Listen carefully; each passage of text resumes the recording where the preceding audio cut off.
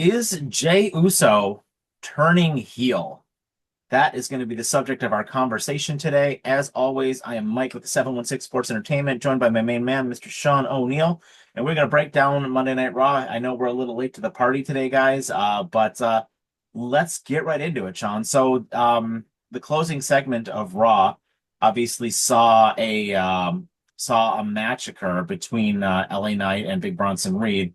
Then following the main event, Jimmy Uso comes in to save LA Knight from a beating, only to be kind of quickly dispatched, if you will, by Braun Breaker. And then Jay shows up to, help out and drive the Vision out of the ring as Reed was attempting to go for a tsunami splash.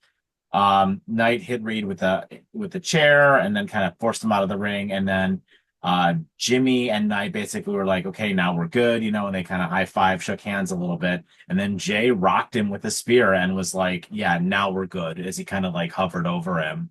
And Jimmy kind of was like looking at him like, what are you doing? What are you doing? You're starting to behave like Roman, as he said in the previous segment. So are we putting Jay kind of the dark side here, or how you feeling about all this?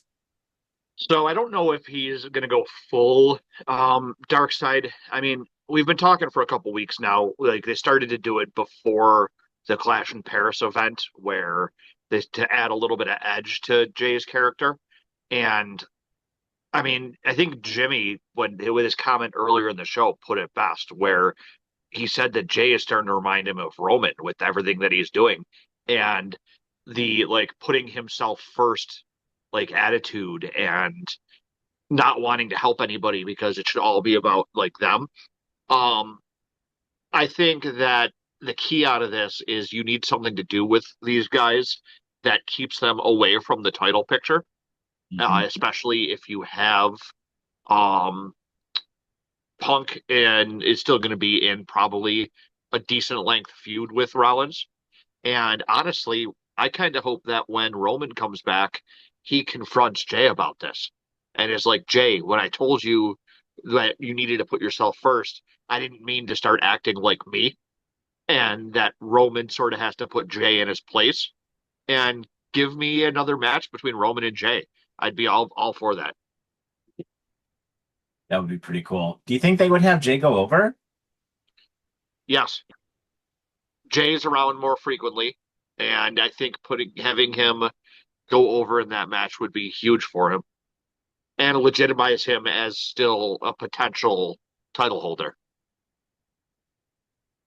Yeah, I mean, you definitely want to keep Jay in the main event picture, right? Like you want to keep him looking strong, and if you make him a heel, I think it would make him more believable if you want to try and get that belt um back on him again. Like, because I think like I don't want to say that babyface Jay has run his course, but I think like and I don't think you're right. I think you're right. Like, I don't think he's gonna go full heel. Just kind of like trying to like picture this in my head and put together like my thoughts here. But I love the idea of like gray area. I'm not gonna take any shit anymore, Jey Uso. Like because they've been kind of telling the story for a little while now with him and Roman being like, you know, um, you need to stop helping people. You need to focus on yourself. Roman's had several conversations with Jay where he's been like, you need to stop doing that shit. So I think it would be good. And I have a feeling that LA Knight is going to cost them the tag team match at WrestlePalooza. It's probably Yep. very likely, which will lead to a singles match between the two of them and maybe at a future show. The other thing too is that technically this whole thing with Jay and Roman goes back to when they were actually in the bloodline together. When Jay was Roman's right hand man, and Roman at one point told him that he could see Jay taking over the bloodline. So this is honestly some pretty good long term storytelling to go back to that. And here's a twist for you. Watch Jay join Seth. Oh my God, Watch could you imagine? watch him go heel and join the Vision. Yeah, like what if he ends up being the one, like say, Roman or something like that? I'm just thinking about this now. You have a match, say, at the Royal Rumble for the title between Roman Reigns and Seth Rollins. And the end of the match, Jay comes out. You think he's gonna fucking help Roman, and he spears Roman, and Seth Yep. retains. Wow. Right? Wow. Wouldn't that be something? Wouldn't that be something? I don't know if I think I that don't. I mean, it would be a pop, but then I don't know if it would completely suit his character though, because he wants to be the champion again, right? So, like, I mean, I suppose you could like write something to like get him to in the frame of mind to do that. Like maybe Seth will be like, "Well, we'll put you on Cody or something like that." You know? no, you do what he did with Bronson, where I mean Bronson had just beat the hell out of Seth. Why did he all of a sudden join Seth? It's a respect thing. So like have Yeah. another match between like Rollins and Jay.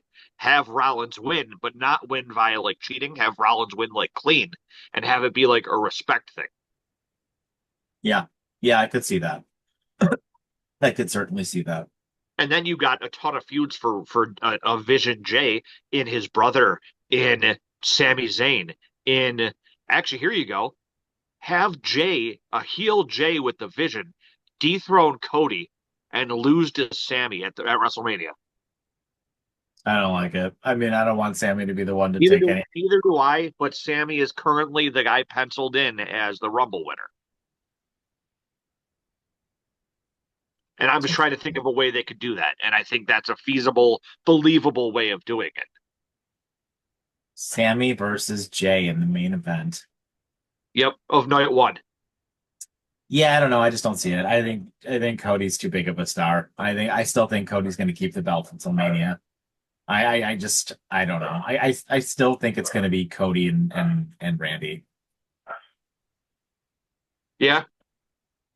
Like I just that's got to be the match, right? Because no more Dwayne. Like Dwayne is gone for all intents and purposes. So the big match is right now. I think the two big matches I think are a singles match between CM Punk and Seth Rollins, and a singles match between Randy Orton and Cody Rhodes.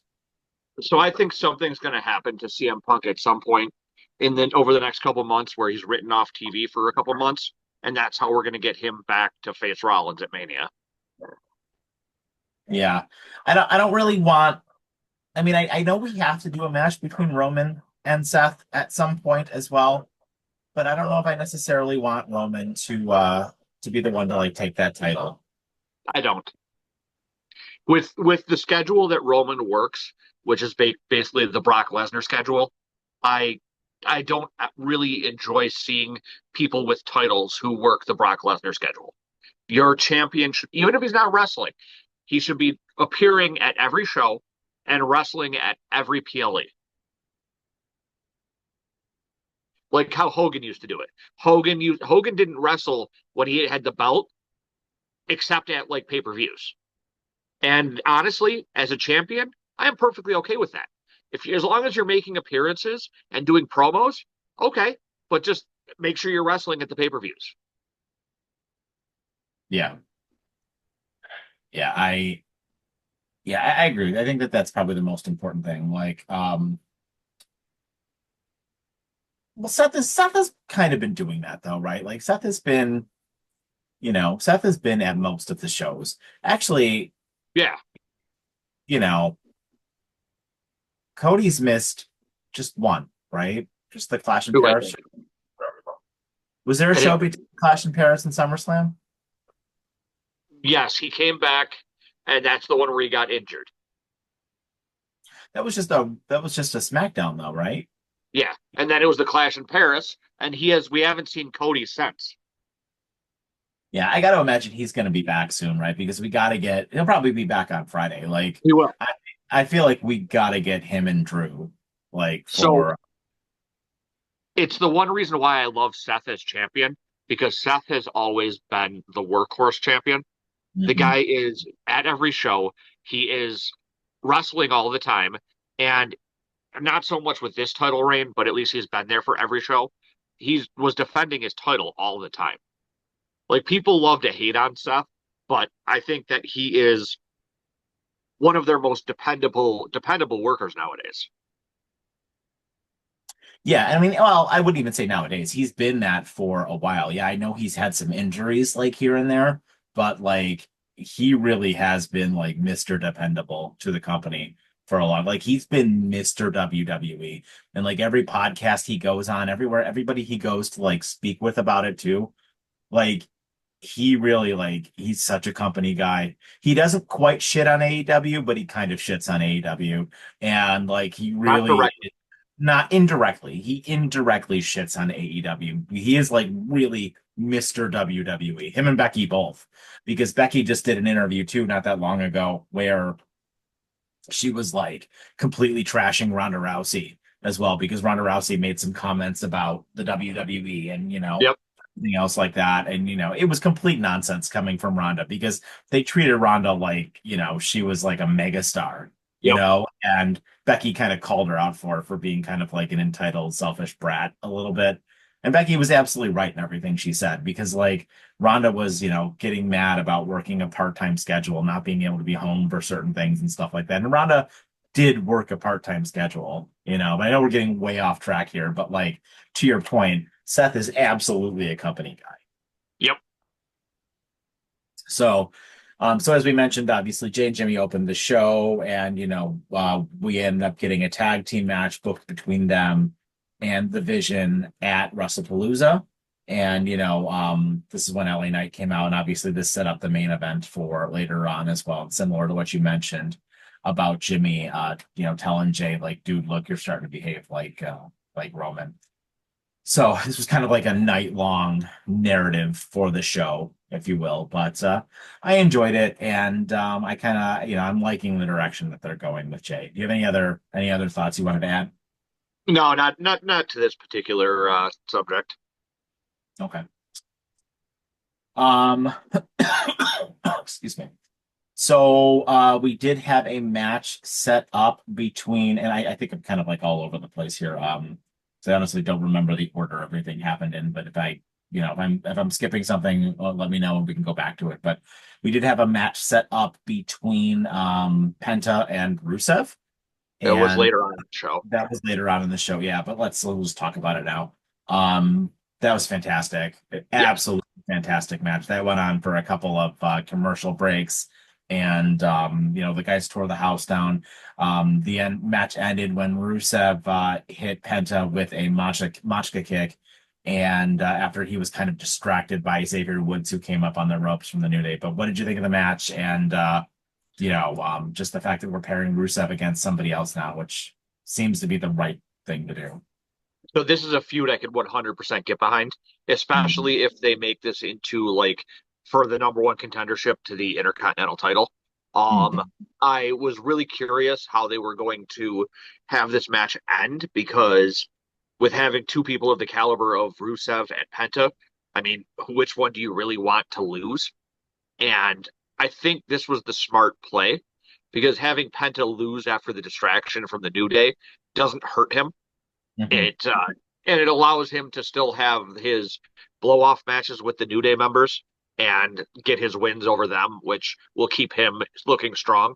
But I really hope that this just isn't a one off match between Rusev and Penta. I mean, the match itself was incredible, and the reversals, the Mexican destroyer that he hit on Rusev that was like out of nowhere, and it was just I loved it, and And I Rusev's a think big this guy. Like that's not easy to yeah. do. But seeing Penta next to Rusev makes you realize that Penta's not that little of a guy himself. No, no, no, no. But I mean, like, it's hard to do that, like, because that move requires your opponent to like assist, Yep. like a bit, like they have to lean the right way and they have to help you drive them over the flip, right? And Rusev's a big guy. I mean, he's got a Yep. ton of strength like all over his body, but I mean, Christ, dude. I really hope that this isn't a one off.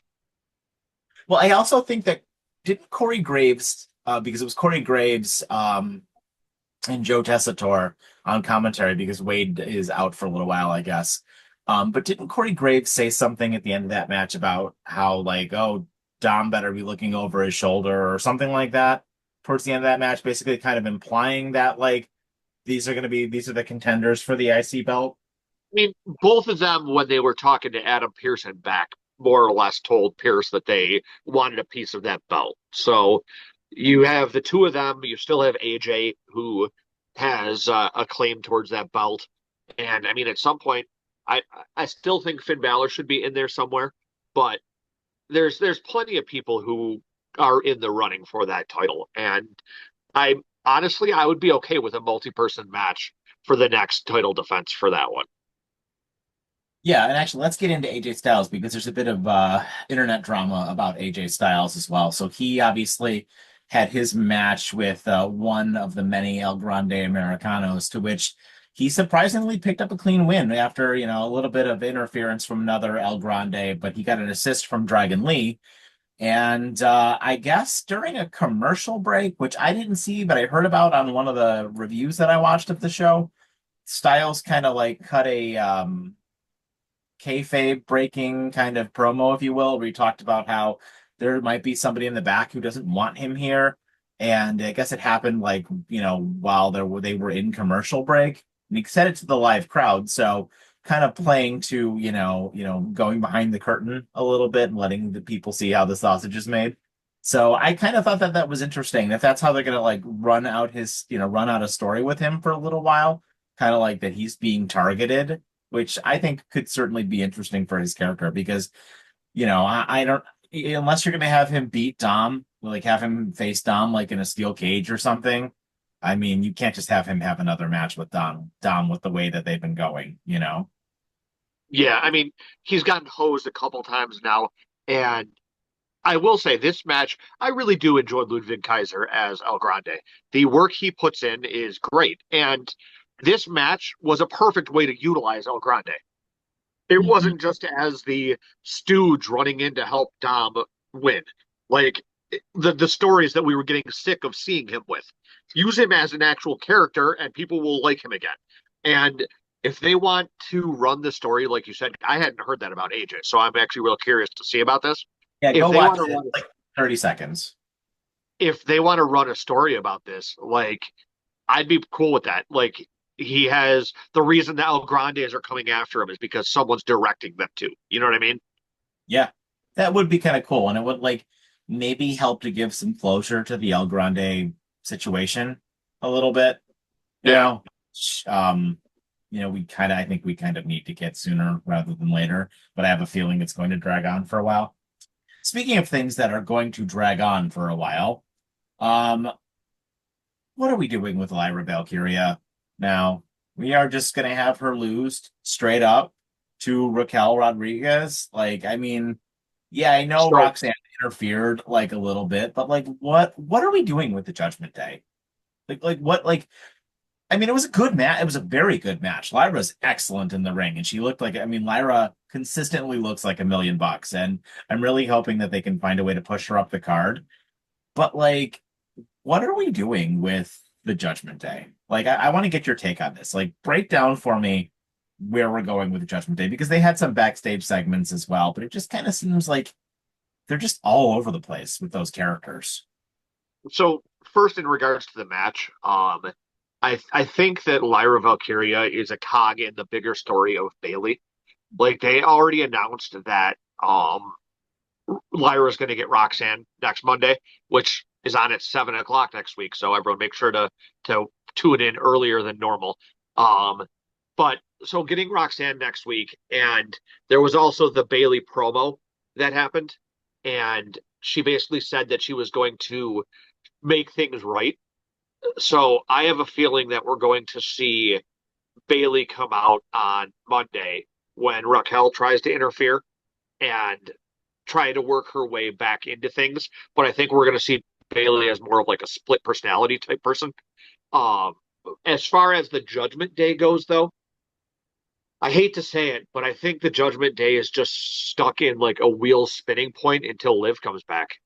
Like, I mean, when Dom came up and they were giving him a hard time about not being out there, he stormed off about how he wouldn't have to deal with stuff if like Finn and JD did what they needed to. And Roxanne was like, "Oh, I guess I need to go talk. I guess I need to go calm him down." I really do think this is just a holding pattern until Liv Morgan's back. Yeah. Yeah, and I've heard that like it's anytime now, like that she could come back. Like I think she's like completely ready to go. So hopefully it's sooner rather than later because this story definitely needs to like pick up some legs. I think. Yeah, it needs some life injected into it. So then we had AJ Lee making her Raw appearance for the first time in a decade. And I love the one line that she dropped where it was for those of you who weren't here 10 years ago and aren't sure why your millennial parents are excited. My name is AJ Lee and I'm your favorite wrestler's favorite wrestler. I was dying. Oh yeah, she was great. She cut a promo like $1 million. I mean, it was like she didn't miss a beat. Like she was absolutely incredible. And this brought out Becky and Seth, who kind of were like, "Hey, you need to give her the title back because she came out wearing Becky's title." And she kind of just put it down in the middle of the ring. And Seth was like, you don't know understand how it goes here, blah, blah, blah. And Seth attempted to like, pick up the title. And she kind of got like right in his face, like, what are you going to do about it? Which brought out CM Punk, who attempted to hit the Visionary with the GTS, only for him to kind of narrowly escape. But this obviously all led to them challenging the Vision for a tag team match, an intergender tag team match at WrestlePalooza, which, spoiler alert, CM Punk and AJ Lee are going to win. Yep. 1,000%. So I love the fact that she had the crowd chanting for therapy. Yeah, I that thought was that pretty was cool. hysterical, and I mean, she looks fantastic. Like, Yeah, she it does. doesn't look like she's missed a day. I mean, it was pretty funny the fact that she made the comment about the jean shorts that were two sizes too small. But everything she did was fantastic, and my God, the shiner that she gave Becky Lynch, like Oh, yeah. that was quite the black eye that Becky was sporting. Um, Oh, I think that everything that they're doing with Punk, Rollins, and their respective wives is so good. It is oh, such yeah. prime storytelling. And I was reading an article today that makes a hell of a lot of sense. So the reason why this is so good is that like we know how we've talked about how we could feel like the animosity between Punk and Rollins. Hmm. So apparently over the last year, they've put that aside, and apparently Punk and Rollins are like real good friends now, to the point where like they're seen going out to lunch together all the time and always together talking about things, going over things. And if that's in fact true, to see two people who legit hated each other, who have turned it around to actually become friends and still be able to put on the work that they're doing, I give both of them a hell of a lot of credit for that, especially for everything that's been said about like Punk and his bad attitude. This puts a little bit of question to that. You know what I mean? Oh, absolutely. And I mean, I really think it's just like the negative Nancy's on the internet that are saying things like that because from everything that I've heard, saw, and like read, Punk has been nothing but spectacular in his run in WWE here. Like his since he came back 2 years ago. Like he's been nothing but on his best behavior, nothing but just a wonderful person to be around in the locker, coaching the young talent, helping out in NXT. Like, I mean, he's been spectacular. So, I've heard nothing but good things. And the only people who say anything negative, just, they often have pictures of uh what's his face of John Moxley in their Twitter profile. I was hoping that's what you were going to say. So But no, yeah, I think that's, and I think it just as much as like them hating each other bleeds over into the ring, the fact that them are friends, being friends definitely helps as well. hmm hmm. Um, so then we had a match that was set up via a backstage segment with Asuka and Nikki Bella, which Asuka pretty much dominated most of the entire match, and like Asuka beat her clean with the Asuka lock, forcing her to tap out. This was a relatively nothing match, but it's kind of furthering the story with Asuka a little bit, kind of being the abusive older sister to Kyrie, and then Yep. also, the inevitable match, the inevitable turn that we are going to get. Spoiler alert at the WrestlePalooza show when Asuka costs Io the title to Stephanie. Yeah, this is 100%. This match was the cog in a bigger picture. And I mean, Nikki didn't look bad. As much as Terrence loves to hate on Nikki Bella, I'll still continue to say she has looked 1,000 times better than she used to. And obviously that has to do with who she's in the ring with too. The other bigger portion coming out of this, in addition to, like you said, spoiler alert, the Asuka turn, is this is also playing into Asuka versus Rhea because we keep getting these confrontations between Asuka and Rhea in back, and Rhea basically calling Asuka out this time about if she was so good, why isn't she the one in the title match at WrestlePalooza? Which no doubt will play a pretty big part in why we're going to see this heel turn. But I have no doubt that in it, not only will we see Asuka versus Io after this heel turn, but we're going to see Asuka versus Rhea. Which, call me crazy, Asuka needs to win.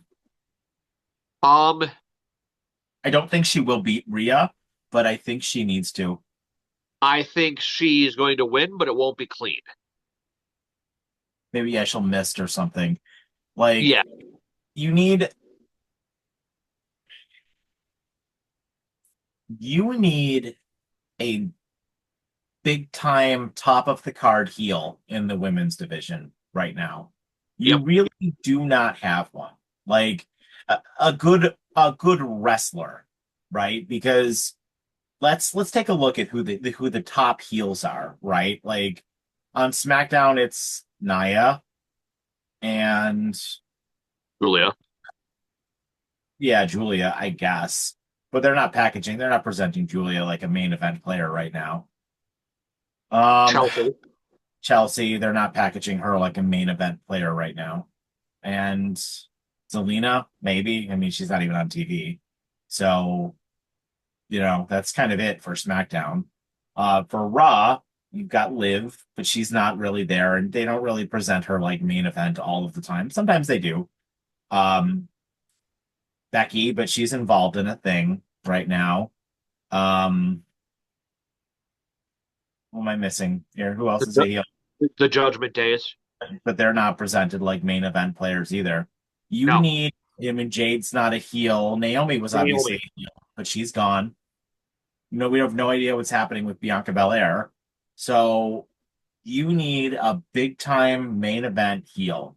And what better way than you having Asuka turn, you have her beat Io, you have her beat Rhea, and then hell, have her beat Stephanie. Have her win the Royal Rumble and have her beat Stephanie and have her and I know the match is going to be Stephanie and Rhea, but wouldn't it be fun if it was Stephanie and Asuka and you had Asuka beat Stephanie at WrestleMania? That would be Make up fun. for make up for that mania that she lost at. And that would be a huge moment for Stephanie as well, even if she lost. Like Stephanie's young and like she'll have more WrestleMania matches. But imagine her first year in WWE going into WrestleMania as the champion. Like that would be Yeah. huge for her. To anybody, in our comments or anybody listening who would say that, well, no, that would hurt Stephanie. It wouldn't hurt Stephanie. She was going into WrestleMania as the champion. That would be huge for her. Oh yeah. And then to lose to somebody like Asuka, I would actually rather her lose to Asuka than lose to Rhea because then I would feel like she would be being fed to Rhea. And, I wouldn't particularly like that, especially if it was babyface versus babyface. The other thing too is depending on exactly when in April the WrestleMania is, theoretically Naomi could be back right around then. If she Yeah, came back, early. yeah, I don't think we're going to see Naomi I'm just until saying, timing probably wise, there's that summer. there is the potential, but Yeah, I doubt it. We don't even know how far. She obviously isn't that far along, so you got to think that she's probably not going to be due until, I don't know, February, March. I mean, she come back? Maybe, but that's like I pushing said, it. I feel like it depends on when exactly Mania is in April. I mean, don't forget though, Becky took almost a year off after her baby was born, so Yeah, but she's I also Becky Lynch superstar. Yeah. I I mean, have I no don't. doubt that they bent over backwards for her. Yeah. Yeah. I don't know. So then obviously we had the match between Bronson Reed and LA Knight, which we kind of already discussed, which was fine. Yep. Yeah, another Bronson Reed match. I mean, they're doing everything in their power to make him look good, and you can certainly respect that. I think pairing him with the Vision was a smart thing for his character. It really is helping him a lot, and really kind of highlighting all of his strengths while at the same time kind of keeping your attention away from the fact that he needs more. He's gotten better, but he needs more help on the microphone, I think. He's But he's getting better. he's definitely improving. You can see the improvement every week. Yeah. So that was Monday Night Raw. Any final thoughts? Anything else you wanted to discuss? No, I think that their road to WrestlePalooza is shaping up real well. It's going to be one of their better booked shows in a while. Like I'm super excited for it. I think that pretty much every match has the potential to steal the show. Even hell, John Cena and Brock, which I have to imagine sooner rather than later we're going to see Cena showing up on Raw since he's done on SmackDown. So I'm definitely excited for it. Yeah, I'm excited for it too, and I'm actually really excited for the fact that it's going to be a show on Saturday night at like 7 o'clock. Yep. Because it seems like we haven't gotten one of those in a while. So yeah, I agree with you though. I think Raw was good, and I'm looking forward to them following it up on SmackDown here. And I know that they said Punk and AJ are going to be in the ring with Becky and Seth next week, so that should be good. I think Brock is going to be on SmackDown. Cody will be on SmackDown. So sounds like to your point, I think we're getting things moving towards WrestlePalooza, and I think it'll certainly be a good show. So with that, I am Mike with 716 Sports Entertainment. As always, guys, smash that like and subscribe button. We really appreciate it. And let us know what you guys think in the comments down below.